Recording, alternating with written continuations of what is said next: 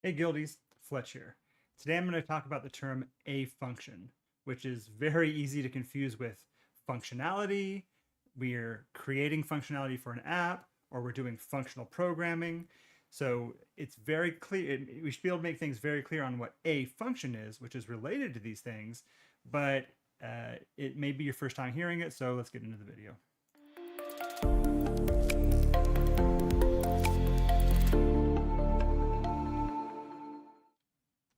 All right. So earlier when we did our programming in our PROG 101 videos, we had this code here.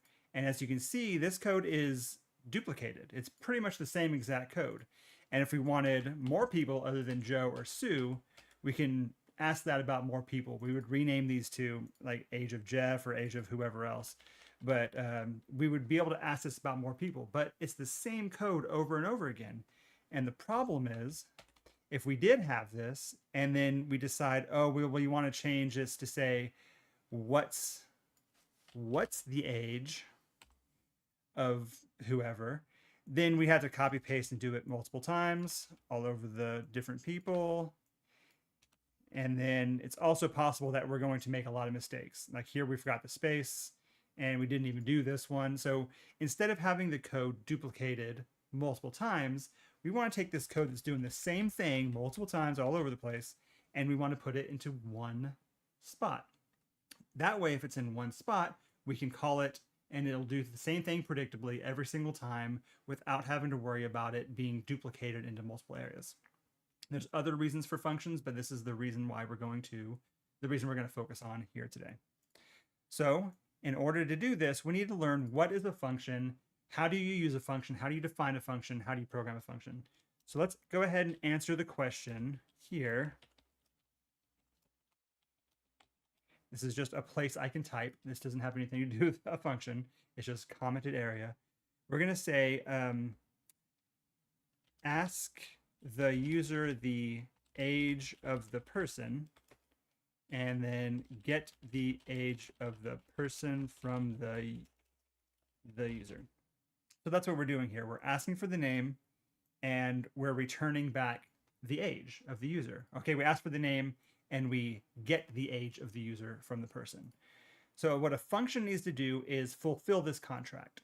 It needs to finish by giving back, in this case it's going to be an integer, by giving us back the age of whatever user. And it needs to start by asking the user for the age of Joe or the age of whoever.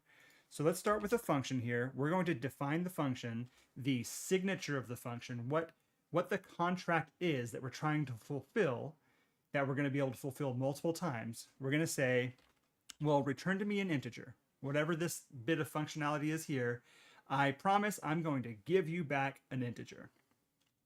Also, just like we have up here, we can give it whatever name we want. And since this right here is C#, I'm going to start with a capital letter. So we're going to call this get age of person. And so this is the name of the method, and this is what of the function, and this is what the function is going to return, an integer. And then we have an open and close parentheses. The open and close parentheses is, I'm going to get into it a little bit more here in a second, but that's going to say, first of all, this is a function. Function ends with open close parentheses. That's just how most C-style programming languages work, not all programming languages. And in here, we can ask for stuff. So here we're saying we're going to give you this. As far as our end of the contract goes, we're going to give you back an integer.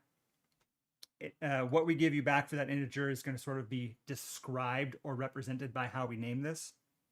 In this case, it's going to be the age of a person. And in here, we can put, well, what do we want them to give us? You give us something before we give you something, but I'll get into that in a second. And then lastly, we have curly braces. That's right next to the P on your keyboard. And the curly braces are making a scope. And I also sort of talked about a scope previously also. What that means is everything that happens inside here between these two braces is going to be the stuff that happens for this functionality. The functionality of this function is going to be all the stuff that happens inside of those curly braces. Up here, the functionality of this is everything that happens from the time they start the application until it gets down to there's nothing left to do. But let's not get too deep into that because we're going to be changing that at some point in the future.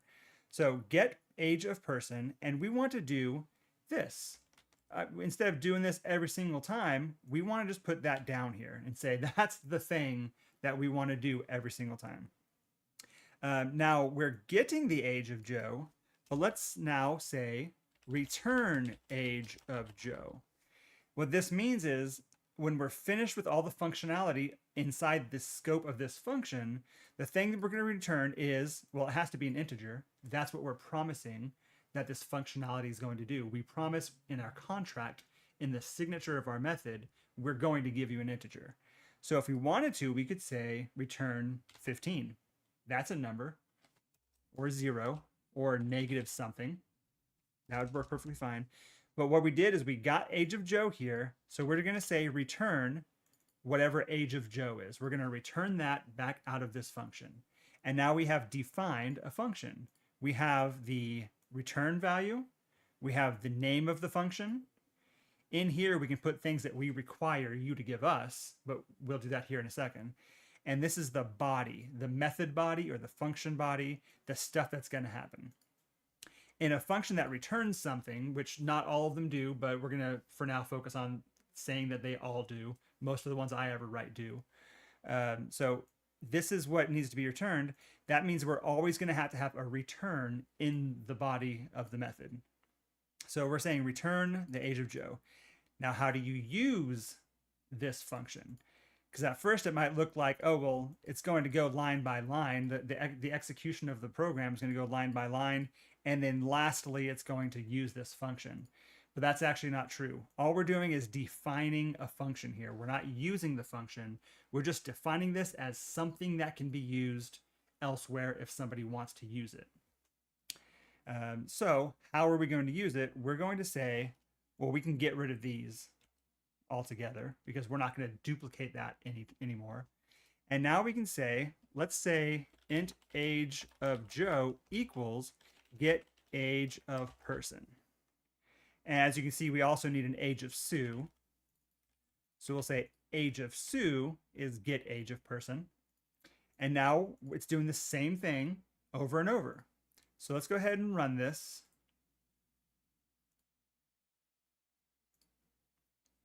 We're going to run this code. There it goes. And you can see it says, what is the age of Joe? And I'm going to say 50. And then it says, what is the age of Joe? We meant that to say Sue, but it says, what is the age of Joe? And I'll say 30. And the difference of age is 20. So the functionality still works, but there's obviously something wrong. And that thing that's wrong is that we need to ask whenever they invoke our method, we're promising them we're going to give them an integer back, but we need to ask them, which person are you talking about? Like, which person should this question be about? And we want to be able to tell them Joe or Sue. We want to be able to tell them that. Now, we can't currently do that because we're not, our contract for our method does not say that. Our function, method and function are sometimes interchangeable, so I'm sorry I keep saying that. But we can say inside the contract that for the parameters, the parameters of what we expect a string, and we're going to call that string name, or name of person, something like that. So now whenever somebody uses our function, they can tell us for Joe, specifically for Joe, get age of person for Joe. And we will receive that with as an argument. This is called an argument that's passed into the parameters. We'll receive that and we'll be able to use it. Now, we're not currently using it, but we want to use it right here. Instead of always saying Joe for the question we ask, we want to say whatever that string is they pass us. Now, technically in the code, we could, do whatever we want, something like that. But the person who's implementing the code will know, let's put a name in. How do they know that? Because if you put your mouse over it, it says integer is what's going to return. It's called get age of person, and it's expecting the name of a person. So there's a little bit of a contract here of things that we're expecting to happen, and things could go wrong. We're not getting into that in most of our programming courses right now, but this is what a function is. Now if we run it, and I'll actually put a breakpoint this time. So the very first thing that hits is the very first line of code, and I'm going to hit F11 to step into the function. So you can see it skipped all this and it came down here. So it's going to say console.writeLine.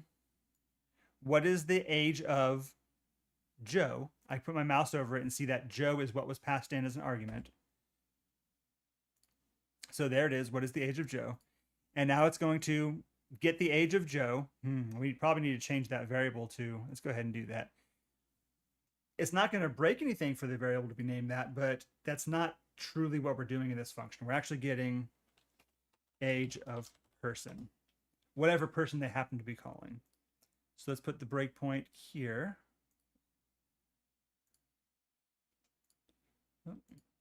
What is the age of Joe? We'll say 50. Okay, so age of person is now 50. We're going to return the value age of person of 50 back to whoever called it. So the value of this function now, at least in the context that it has just been called, is 50. This function represents 50. So this function represents 50, and we're back up here at the line, but age of Joe isn't yet 50 because all we have is that this function represents the value 50. That's what it resulted in, and now it's going to return back 50. But we've only executed the function. We haven't yet assigned it back into this variable until I complete that line. Now age of Joe is 50. Perfect. And we could do the same thing for age of Sue. I'm going just to hit F5 to say continue on until it hits this breakpoint. Actually, I'll step into it again. F11. Okay, we're inside of get age of person again. This is a different get age of person. I mean, the code specifies that is get age of person, but it is that when it previously called that, it added that to a stack. It remembered all the variables, the scope of the variables of the things that went on until it left that method, and then it popped that method off the stack. This is a different instance of that method. So it is now age of person is once again empty because nothing's happened in this instance of the method. And we're asking for Sue. So let's go ahead and ask for Sue. What is the age of Sue? We'll say 30. And now age of person is 30. So now I will return age of person. The value of this method is now 30. That's the value of this method. We'll assign that to Sue. And then the rest of it will work as expected. So we'll get down here to read key. It's written already. Press the any key to continue. So let's have it read the key, and I push a button.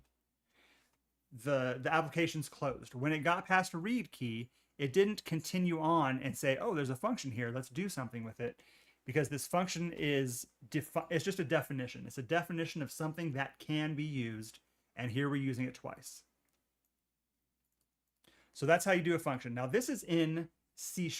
This is code in C#. And so now let's look at the code in I'm going to say JavaScript. This is Node.js JavaScript, and it has a package requirement. We don't need to worry about what all that means right now, but it's essentially the same thing. As you can see, age of Joe can call a function called getAgeForPerson, and it can pass in Joe. And here's the function definition down here. For JavaScript, you're going to define a function. There's multiple ways to define a function in multiple languages, but we're going to say this is a function. It's called getAgeForPerson, and we're going to pass in a name. And like I said, again, for JavaScript, it's weakly typed.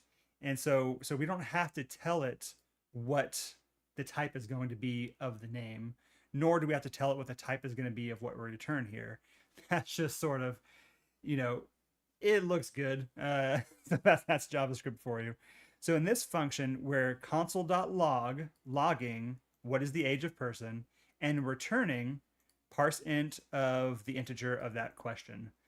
So this is the same as we were doing previously in our tutorial stuff. So we're defining a function which has a signature, and a method body. And again, we don't need to see that top part quite yet. Again, this is code that's executing because it's the top of the line. It's executing one line at a time, and it doesn't execute this function because this function is it's just a definition of a function. I will say in JavaScript, only because this is fairly important in JavaScript and in some other languages, you can say, just like up here where you call a function and you put the open close parentheses up here, you can define this function and then also put an open close parentheses to say execute this function. So that's something to keep in mind of a function that immediately executes because it's defined and you're executing it. That's something that you need to keep in mind in the future for JavaScript. So this is JavaScript. It looks almost identical to the C#, except for the C# is strongly typed. Now let's look at Python.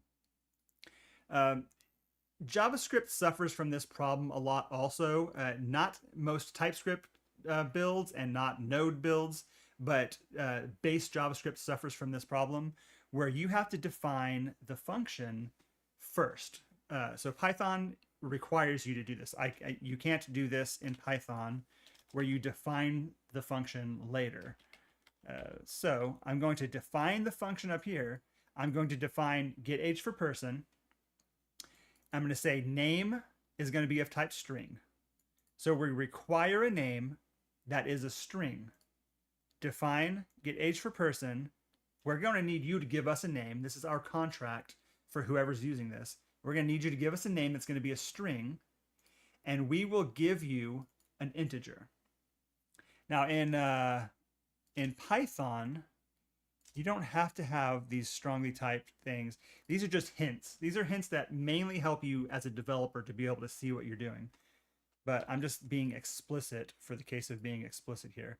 So we're defining this function. You can see the method signature up here says define. This is the function name. This is what you need to give me.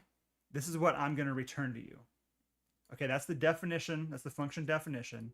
And then colon. Colon means everything after that that is indented one tab over, or one tab more than we currently are, which is 0.